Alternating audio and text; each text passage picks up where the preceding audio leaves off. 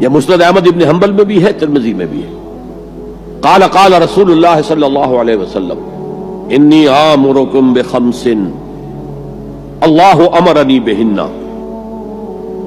یہ ایک روایت میں اضافی الفاظ ہیں، اللہ امرنی بہن، دوسری میں نہیں ہے۔ انی آمرکم بخمس کے بعد شروع ہو جاتی ہے بالجماعت والسمع والطاعت والہجرت والجہاد فی سبیل اللہ۔ مسلمانوں میں تمہیں 5 باتوں کا حکم دے رہا ہوں، اور یہ حکم اللہ نے مجھے دیا ہے۔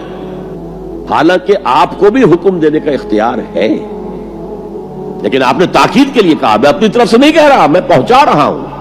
انی آمرکم بخمس اللہ امرنی بہن بالجماعت والسمع والطاعت والہجرت والجہاد فی سبیل اللہ۔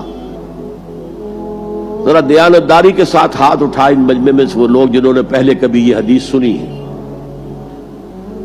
ایک تو ادھر میں نے ہاتھ دیکھا ہے، اس کا چرچا ہی نہیں ہمارے ہاں۔ کیوں؟ یہ اس لیول سے متعلق ہے جس لیول پہ ہم سوچتے ہی نہیں۔ اقامت دین کی جدوجہد، نظام کو بدلنے کی جدوجہد، یہ ہمارے ذہن سے خارج، ہمارے تصور دین سے خارج۔ دیکھیے وہ جو ہے بنی الاسلام علی خمس، اس میں امر نہیں ہے، یہ خبر ہے صرف۔ اسلام کی بنیاد 5 چیزوں پر قائم ہے: شہادت اللہ الہ الا اللہ وان محمد رسول اللہ، واقام الصلاۃ وایتاء الزکوٰۃ وصوم رمضان وحج البیت من استطاع الیہ سبیلا۔ یہ حدیث کس کو نہیں معلوم؟ متن یاد نہ ہو یہ بات دوسری ہے، کس کو نہیں معلوم 5 ارکان اسلام حضور نے بتائے ہیں؟ حالانکہ وہاں یہ ہے میں تمہیں حکم دے رہا ہوں، اور چرچا ہی نہیں ہے ہمارے یہاں۔ جس گاؤں جانا نہیں اس کا راستہ کیا پوچھنا، جو کام ہم نے کرنا ہی نہیں، اس کے جو لوازم ہیں ان کے تذکرے کی کیا ضرورت ہے؟ یہ ہے ہمارا اس وقت کا عام مسلمانوں کا تصور۔ زیادہ سے زیادہ یہ کہ دین کو پھیلاؤ، یا تو یہ کہ اپنی ذاتی نیکی کا تصور ہے، اور یا پھر اس سے اوپر صرف یہ دعوت و تبلیغ۔ اس سے اوپر کی تیسری منزل جسے اقامت دین کہا جائے، جو خصوصی الفاظ حضور کے لیے 3 مرتبہ قرآن میں آئے، هو الذی ارسل رسولہ بالہدی ودین الحق لیظہرہ علی الدین کلہ۔ کسی اور نبی کے لیے 1 دفعہ بھی نہیں آئے، حضور کے لیے 3 دفعہ آئے۔ سورہ توبہ، سورہ فتح، سورہ صف۔ یہ چونکہ چیز ہمارے ذہنوں سے نکل گئی ہے، لہذا اس کے جو متعلقات ہیں اس کی طرف بھی توجہ نہیں ہے۔ سیدھی سی بات ہے، منطقی بات ہے۔ جس گاؤں جانا نہیں اس کا راستہ کا کو پوچھنا۔ یہ 5 چیزیں ہیں لازم۔ جماعت کی شکل میں رہو، یہ بھی فرمایا علیکم بالجماع، یہ حضور کی حدیث ہے، علیکم بالجماع، لازم جماعت کی شکل میں رہو۔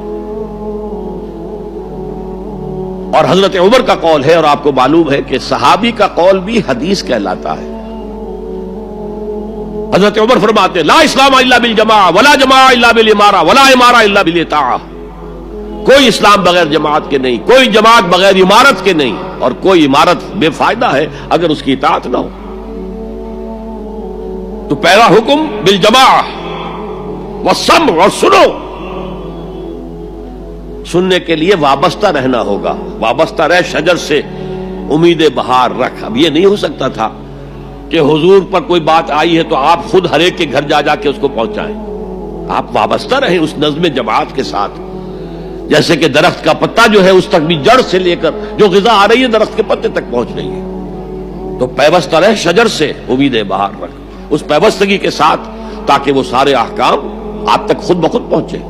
والطاعہ، اور اطاعت۔ 3 چیزیں ہو گئی، بالجماعت والسمع والطاعت والہجرت والجہاد فی سبیل اللہ۔ اور میں اس کی حقیقت پہلے بھی بیان کر چکا ہوں۔ ہجرت، اس کی بنیاد کیا ہے؟ حضور سے پوچھا گیا ای الہجرت افضل یا رسول اللہ، اے اللہ کے رسول سب سے اعلیٰ اور سب سے افضل ہجرت کون سی ہے؟ فرمایا ان تہجر ما کرہ ربک، ہر اس چیز کو چھوڑ دو جو تمہارے رب کو پسند نہیں ہے۔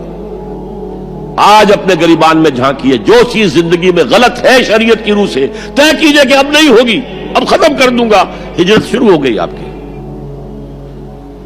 ان تہجر ما کرہ ربک، ہر اس چیز کو ترک کر دو، چھوڑ دو جو تمہارے رب کو پسند نہیں۔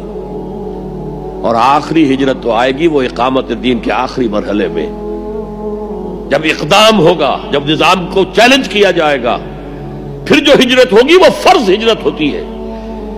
مدینے کی ہجرت فرض تھی، ہجرت حبشہ فرض نہیں تھی۔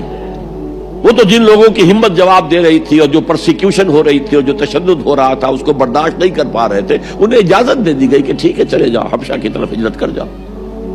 مدینے کی ہجرت فرض تھی۔ اگر کوئی ہجرت نہیں کر رہا، ما لکم من ولایتہم من شیء حتی یہاجروا، تو اے مسلمانوں تمہارا ان سے کوئی تعلق نہیں ہے جب تک کہ وہ ہجرت نہ کرے۔ بلکہ سورہ نساء میں اس کو بھی ایک طرح کا نفاق قرار دیا گیا۔ تو وہ ہجرت بڑی ہجرت ہے، گھر بار چھوڑ کر، اور مکے والے جو گئے تھے چھوڑ کر، وہ قریش کے بھیڑیوں کے رحم و کرم پر چھوڑ کر گئے تھے اپنے گھر والوں کو، اور ان کا سارا گھر کا سامان لوٹا گیا تھا، اور اس سارے سامان سے وہ کیپٹل فراہم کیا گیا تھا جس کو لے کر ابو سفیان کا قافلہ گیا تھا شام کی طرف، جس کا حضور نے پیچھا کیا تھا لیکن وہ نکل گیا تھا۔ جب وہ واپس آ رہا تھا تب حضور نے پھر اس کو کنفرنٹ کرنے کے لیے مدینے سے باہر نکل کر پروگرام بنایا، لیکن وہ اللہ کو کچھ اور منظور تھا، ادھر سے لشکر آ گیا اور جنگ ہو گئی، جنگ بدر ہو گئی۔ تو ہجرت کیا ہے؟ شروع سے ہجرت کیا ہے؟ ان تہجر ما کرہ ربک، اور سب سے اوپر کیا ہے؟